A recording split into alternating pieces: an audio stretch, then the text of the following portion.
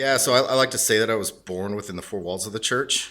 Yeah, my parents, my grandparents, everybody was very involved. I mean, I was probably your typical Christian kid that that grew up knowing it and practicing it, and you go to church camp and you got your mountaintop highs, and you come back and you're your typical Christian kid that I never want my kids to be around. That was me being the typical Christian kid. I went off to college, did probably what a lot of Christian kids do when they get a little bit of freedom, and things got a little hectic and a little crazy. A lot of alcohol, a lot of drugs. I was out. It was the summer, so I was living at home, but was out with some guys from the fraternity, and I mean, it's just, I mean, yeah, I mean, a lot of alcohol, a lot of drugs. I actually woke up the next morning not really aware how I got home, but I woke up at my parents' house and not sure how I got there, but yeah, it was the knock on the door. It was the rule of my parents that if you're going to live under this roof, rent free, then on Sundays you're going to church. And I woke up that morning and something just kind of hit me that, like, if I keep on going and if life keeps going like this, it's not going to end up good. And I woke up and I went to church that morning, and it was a fairly large church, maybe 1,000 people. And after church, somehow the pastor found his way to me right afterwards, and asked if I would go to lunch with him that week. And it was just like one of those feelings that you feel, and it's just like, man, God is trying to get my attention. And so I did, and gosh, I mean, cold turkey. I mean, I can't say that I was into any serious drugs, no addictions, but just a really bad lifestyle, and I just quit that day. And yeah, just plugging away with some people in the church, and got involved in the college group, and yeah, just got my life turned around.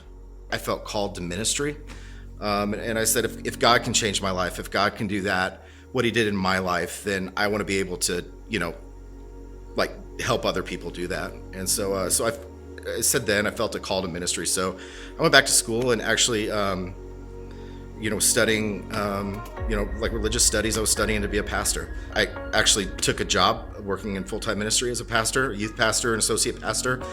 Some things happened in that 4 years, and man, I just became very disenfranchised with the church, and had too many questions for God. And instead of doing some rearranging in life, I just I took a wrecking ball to it, and I just tore everything apart, and I quit ministry, and I tried as hard as I could to be an atheist.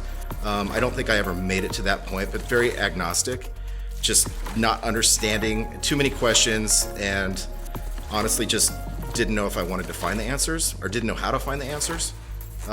So I threw all of that away, and I walked away from the church, walked away to life before that, and was just done with it. 2 or 3 years after that is when I met Rylan. Like, one of her first questions to me was like, like I told her I went to the Phoenix Christian High School, and she said, "Oh, you're a believer," and she had that look in her eyes, like that made her happy that I was a Christian. And I was like, oh yeah, and not knowing that, like, it was going to go as far as it was.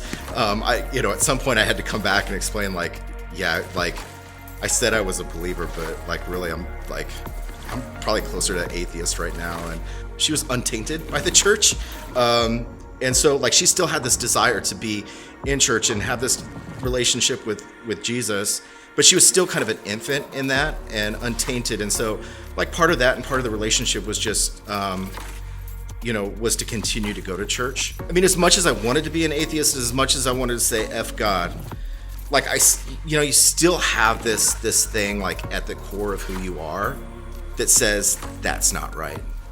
Like, I know that there's more out there, and I know that the things that I've experienced in life, like, you can manufacture some emotions and some feelings in life, but there's more to it. Like, there's something at the core of who I am that points me back to Jesus. We ended up finding a church. It was a lot like Cedar Hills. I mean, if I had to compare churches, they're like brother, sister.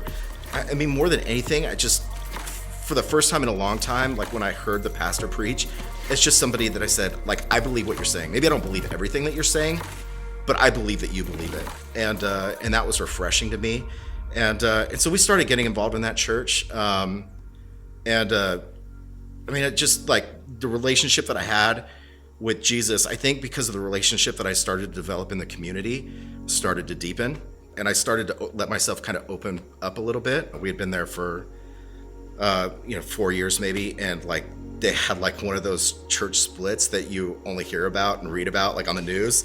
It like one of the like stuff that you can't even believe happened.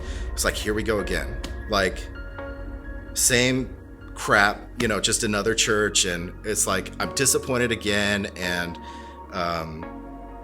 just like, are we even going to try to find a church? Am I just going to kind of just let this like play itself out, and I'll just go back to being the Scott that was there 4 years ago? Just kind of don't really want to get too close, don't want to get hurt, just going to keep everything on the surface and nice and easy. Like we were just talking to some friends that we had at church there, and had a conversation with somebody, and he's like, well, we're going to go check out this other church. It's not too far away, it's close, like the pastor seems really good, and so we happened to make our way to a church in Peoria, Arizona, and like the first time I walked in, like I whispered over to Rylan, I was like, I didn't believe that church like this existed. Like I just connected with Jesus through the communities that I developed in a way that I never had before. Like it's just like people hanging out and like connecting with each other. And to me, like that's where transformation takes place. It's when we can connect with people and let our guards down. And, when we can get like more than an inch deep, when we can just share our lives and ourselves with people, like that's where transformation takes place.